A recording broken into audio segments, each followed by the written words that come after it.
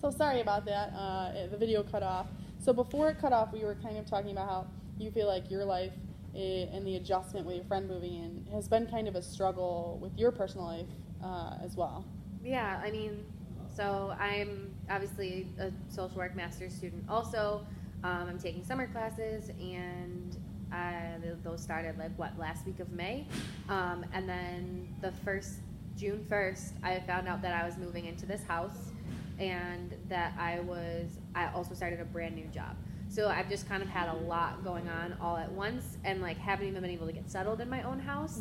And then my friend moved in. So it's just kind of been really overwhelming. And I mean, with my house has been a whole situation also, because it's my grandma's house. My grandma moved to assisted living, and this house has been in my family for 60 years or something like that. So it really needs a lot of work. And we were moving out. My grandma was a low-key hoarder, not super bad, but it wasn't great. So we had to move out all of my grandma's stuff while trying to move my stuff, and also, school and my new job. So I've just felt super overloaded and anxious, and haven't had a second to even breathe. Okay, so you at this point kind of feel overwhelmed and extremely anxious, kind of at everything being thrown at you at the same time. So you had the new house first, then the semester, and then kind of just your friend moving in kind of pushed everything over the top. Yeah, a little bit. I mean, at least we're a little bit more settled now. I mean, we moved in on July 1st, and it's been about a week since my friend moved in. So I mean, we really have 2 weeks to get settled before she moved in, and now there's not really a designated end date. It's not that she's inhibiting us from getting settled. It just doesn't feel like my place until... Right. So you kind of feel like it's now, instead of your responsibility to kind of put your house together and set everything up, you kind of feel like your friend moving in took away a little bit from the opportunities that you have to kind of settle yourself in your own home. Yeah, a little, and I just feel uncomfortable that there's another person there who's not part of my normal daily life. So I don't necessarily feel not that I can't do the things that I want to, but also I can't do the things that I want to. I don't know, I just feel uncomfortable.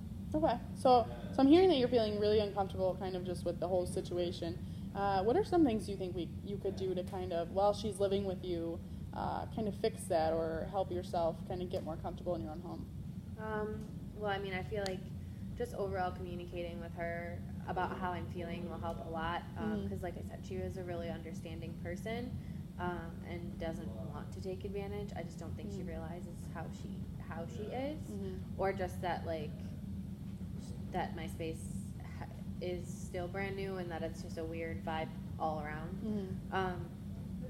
But I think maybe just communicating with her, and also taking time to spend with just my boyfriend, going on dates, or even just time to spend alone might benefit me and my overall mental health, because I feel I go to work, I go to school, I do my homework, and then I go home to people that I'm responsible for. So really, you feel there's no time kind of for yourself, but also with your boyfriend. Yeah.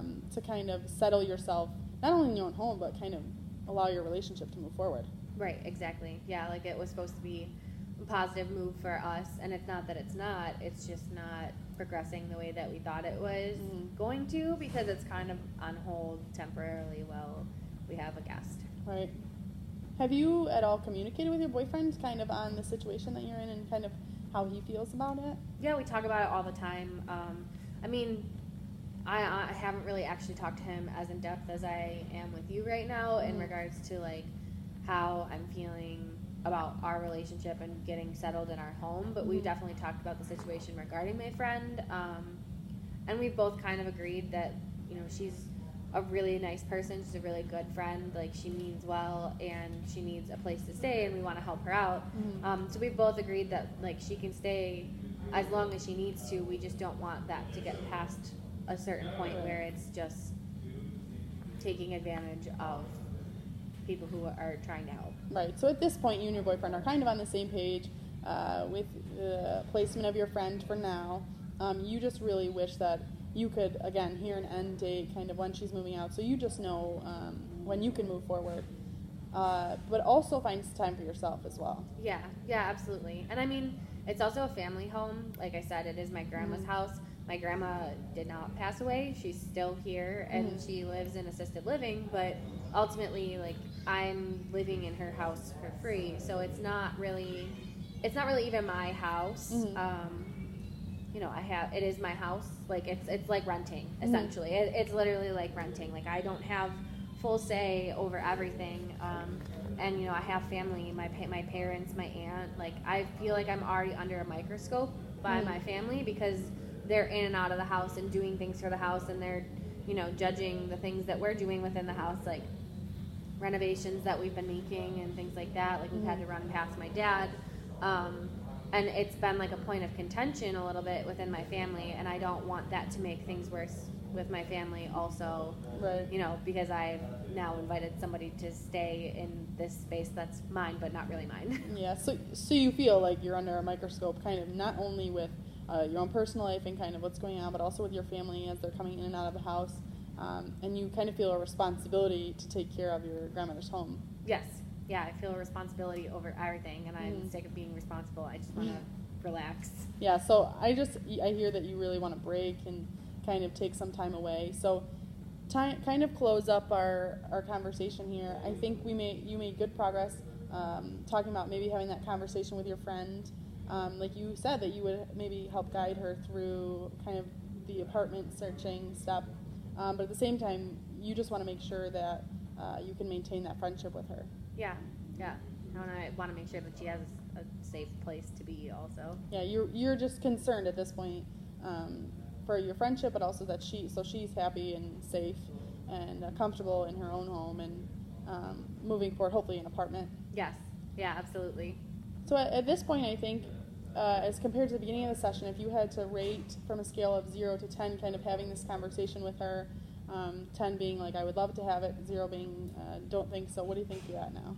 I mean, I was like a 5 before. I definitely feel more like I'm at like a 7 or an 8. Still not super comfortable with it, but I think that the positive, constructive approach that I would be taking, rather than a more abrasive, like rough kind of approach, is probably a better route to go, and I feel more comfortable about that. Good. So you moved from the beginning of the session to about a 5, not so sure, to now, like you said, a 7 or maybe an 8, to kind of not have a confrontational conversation, but more so like, how can we move forward together on helping her out, but also getting back to kind of your own space a little bit. Yes, yeah, exactly. Well, I really appreciate you taking the time to do this interview, and on our next session we'll talk about kind of if you had that conversation yet, and if not, what steps can we take to help that. Sounds good, thank you. Great.